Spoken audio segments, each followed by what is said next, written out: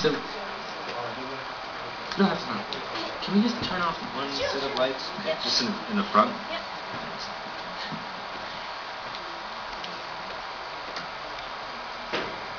Okay, great. I'm just going to start the second part by showing you a very, very brief video clip. And this was actually a part of a documentary put together to accompany the release of an anime film last year on DVD in the States called Appleseed Ex Machina.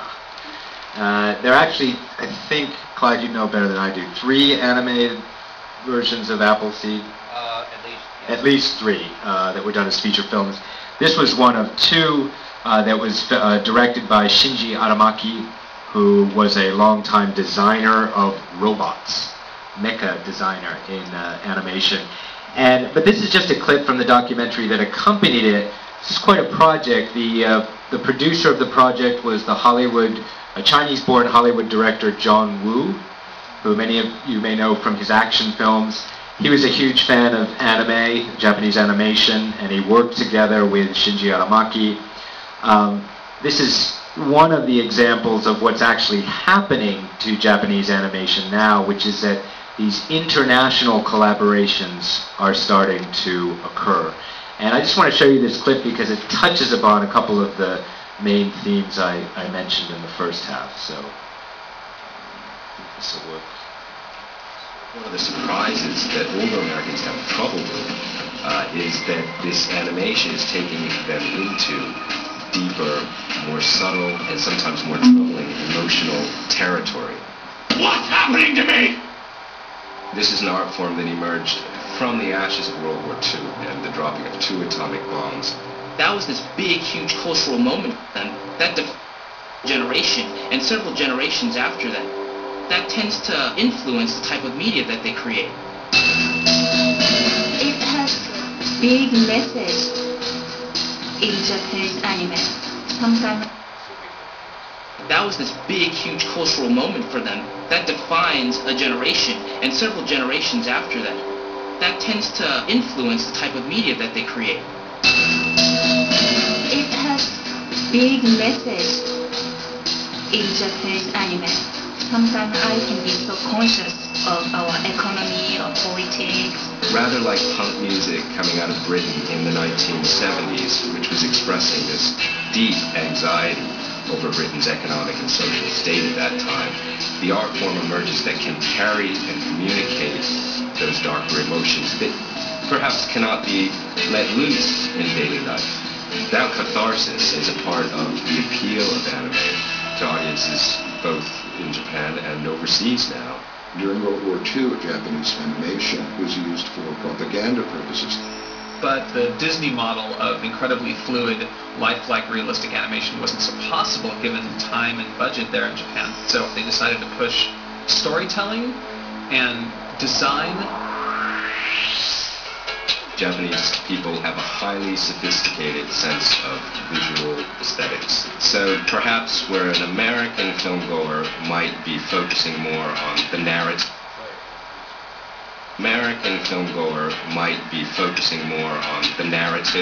Japanese viewers may be paying more attention to the design. In Japan, I could spend an hour at 7-Eleven. And I'm with friends who are looking at me going, why are you spending so much time in 7-Eleven? Like, what do you see here? And I'm like, everything. You know, a can of soup is just amazing here. Japanese design can be really very sleek and almost too technical. It's very advanced. It's very theory-driven. Other Japanese styles are very cute, and that appeals to a lot of people. Okay. Bye-bye. Yeah. So I just wanted, that clip summarizes briefly a couple of the key points that I wanted to make in the first half of this talk.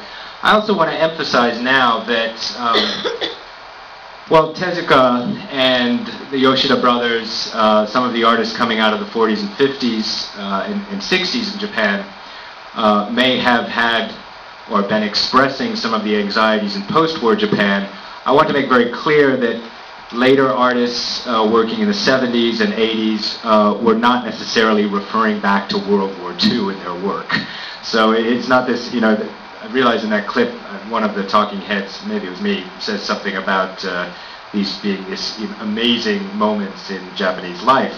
But the truth is, as in many developed cultures, young Japanese have no memory whatsoever of World War II, and their parents in many cases didn't talk about the war at all.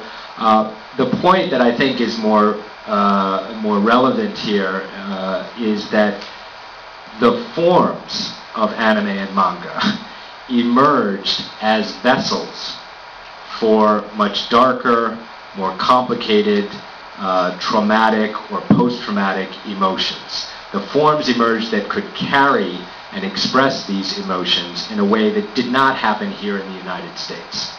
So where you had Tom and Jerry running around a chair in a kitchen, by contrast, you have artists like Tezuka and later artists writing about post-apocalyptic worlds and worlds that have been destroyed. You have artists writing about literally the experience, drawing the experience in the great comics manga Barefoot Gen, which is about a young boy who survived the attack in Hiroshima and what he saw, and all done in the manga form. So this is not to say that every manga or anime is about World War II, not by any means. But they are forms that can carry emotions. You know, later in the 1970s, a lot of artists were reacting, consciously or not, to the Vietnam War. In Japan, the student protests, which were quite violent, and in fact, conveniently forgotten in Japan, but the student uprisings in the late 1960s and early 70s, many of which were decidedly anti-American, protests against the U.S.-Japan Security Treaty, were very violent and very disruptive. So many of the later artists would be reacting to social upheaval that would come along, obviously, in the mid to late 20th century. But the point I try to make is that these art forms could be vessels for those emotions in a way that in this country, very few artists, especially after the Comics Code clampdown, would think that they could do a comic that could express anti-Vietnam War sentiment, etc. To be fair, one of the few survivors of the Comics Code clampdown were the Abrams brothers, creators of and sustainers of Mad Magazine. And they often got away with the subversiveness of Mad Magazine by putting on the cover, in bold print, this is for teenagers. As long as it was for teenagers, they could express politically subversive sentiment, etc., without falling prey to the Comics Code. That's part of David Haju's wonderful book. Here I am selling David's book, The 10-Cent Plague, which is really fascinating. It was great for me to read after having written about Japan. I'm sorry, you had a question?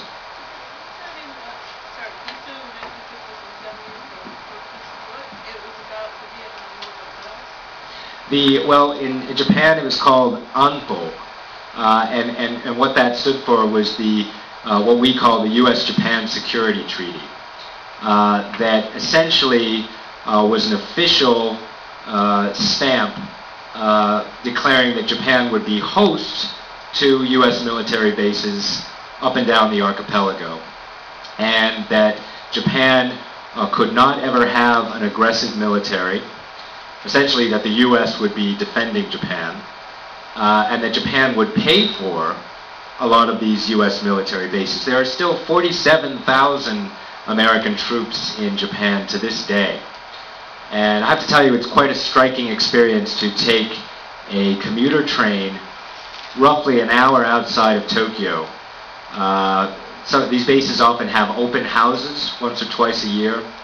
Otherwise you're not allowed on the base if you're a civilian. But to go to a base during an open house, take a train roughly an hour outside of Tokyo, and to be standing, in the vicinity of American fighter planes, taking off and landing and performing maneuvers, and to see the American brand names, Doritos, Pizza Hut, etc., littering the base, and you're only 45 minutes outside of Tokyo by train.